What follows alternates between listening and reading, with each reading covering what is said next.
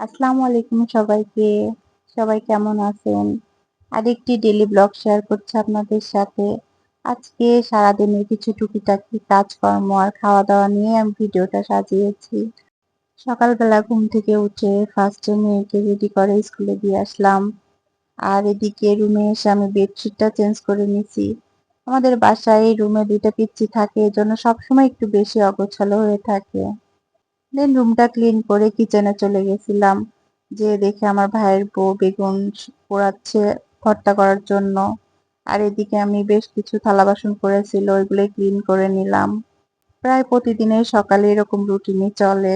দেন আমি এগুলো ক্লিন করে এবার ফ্রেশ হয়ে রেডি-সেডি হয়ে যাব। আর নাস্তা করে আমি অফিসে চলে গেছিলাম।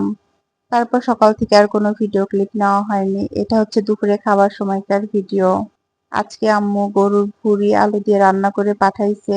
সাথে ছিল ছোট মাছের একটা তরকারি। এগুলো দিয়ে খাওয়া শেষ করে সারাদিন অফিস করে এবার বাসায় যাওয়ার পালা।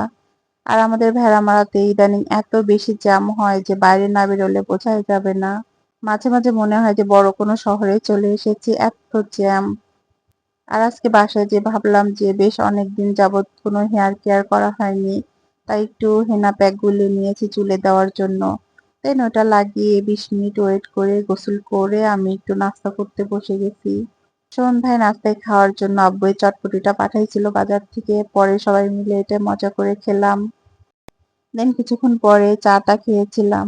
অফিস থেকে এসে দেখি যে মেয়ে ঘুমিয়ে গেছে, তাই আজকে চা খেতে একটু লেট হয়ে গেল। দেন এটা খাওয়া শেষ করে মেয়েকে অনেকক্ষণ পড়াইলাম, পড়াটরা কমপ্লিট করে এটা হচ্ছে নেক্সট দিনের ভিডিও। পরের দিন সকালবেলা আমি রুটি আর এখানে ঢেঁড়স আলুর একটা ভাজির তরকারি দিয়ে নাস্তা করে নিচ্ছিলাম। নাস্তাটা কমপ্লিট করে আমি অফিসে চলে যাচ্ছি। আর এই ভিডিওটা মেনলি ২ দিনের ভিডিও একসাথে করে বানানো হয়েছে।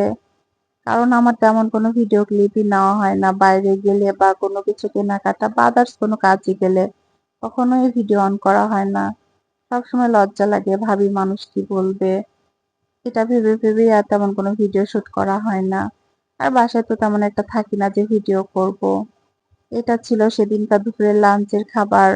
আলু দিয়ে পটল দিয়ে বাটা মাছের একটা তরকারি, সাথে ছিল কবুতরের গোশ আর মজার ডিম ভর্তা। এগুলো দিয়ে অনেক মজা করে খেয়েছিলাম।